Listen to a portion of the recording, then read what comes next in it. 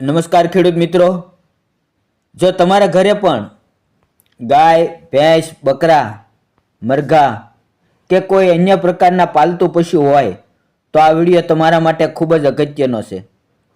કારણ કે ગુજરાત સરકારના પશુપાલન વિભાગ દ્વારા જે લોકો પાલતુ પશુઓ પાળતા હોય તેમને રૂપિયા 50,000 સુધીની સહાય આપવામાં આવે છે. તો આ યોજનામાં સહાય મેળવવા માટેની પ્રક્રિયા શું છે તે વિશેની સંપૂર્ણ માહિતી આપણે આજના વિડીયોમાં મેળવીશું. પરંતુ તે પહેલાં મિત્રો, જો તમે અમારી ચેનલ પર નવા હોવ તો આ ચેનલને સબસ્ક્રાઈબ કરી લેજો, જેથી આવી જ ખેડૂતો માટે આવનારી કોઈ પણ સરકારી યોજનાઓ વિશેની માહિતી તમને સમયસર મળી રહે. તો ચાલો મિત્રો વિડીયોની શરૂઆત કરીએ.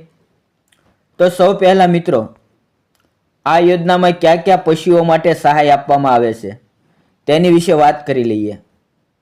તો આ યોજનામાં ગાય, ભેંસ, ઘેટા, બકરા, ઊંટ, મરઘા કે અન્ય બીજા તમે પાલતુ પશુ હોય તો તેની માટે સહાય આપવામાં આવે છે.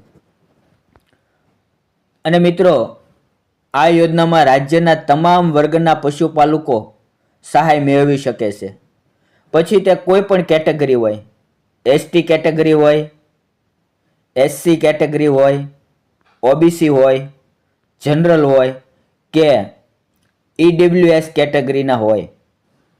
મિત્રો, આ તમામ વર્ગના પશુપાલકો આ યોજનામાં સહાય મેળવવાને પાત્ર થાય છે.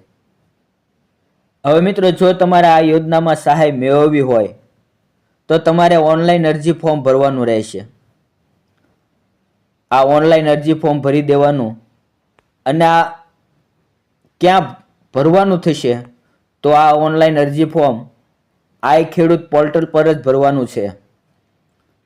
અને ત્યાર પછી મિત્રો, હવે વાત કરીએ કે આ યોજનામાં સહાય કેટલી આપવામાં આવશે.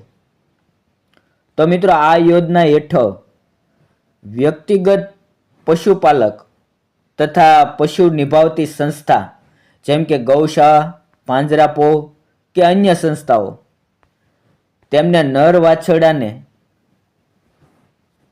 ક્લોઝ મેથડ અથવા ઓપન મેથડથી ખસીકરણ કરાવવા બદલ એક નર વાછરડા દીઠ ₹500ની સહાય આપવામાં આવશે. અને મિત્રો, અહીંયા વધુમાં વધુ 50,000 સુધીની સહાય મળવા પાત્ર થશે. હવે મિત્રો, ડોક્યુમેન્ટ વિશેની વાત કરીએ. આ યોજનામાં સહાય ડોક્યુમેન્ટ મેળવવા માટે નીચેના મુજબના ડોક્યુમેન્ટ તમારી પાસે હોવા જરૂરી છે. તો એની અંદર શું શું આવશે? તો એક તો રેશન કાર્ડની નકલ, સરકાર માન્ય ફોટાવાળું ઓળખપત્ર જેમાં આધાર કાર્ડ, ચૂંટણી કાર્ડ, ડ્રાઇવિંગ લાયસન્સ, આમાંથી કોઈ પણ એક ડોક્યુમેન્ટ. અને મિત્રો, બચત ખાતાની બેંક પાસબુકની નકલ અથવા તો રદ કરેલો ચેક. જો તમે કોઈ સંસ્થા તરફથી સહાય મેળવો છો તો તે સંસ્થાનો રજિસ્ટર નંબર આપવો પડશે. અને જો લાભાર્થી અનુસૂચિત જાતિ કે અનુસૂચિત જનજાતિમાં આવતો હોય તો તેમના માટે જાતિનું પ્રમાણપત્ર આપવું પડશે. મિત્રો, આટલા ડોક્યુમેન્ટ તમારી પાસે હોવા જરૂરી છે.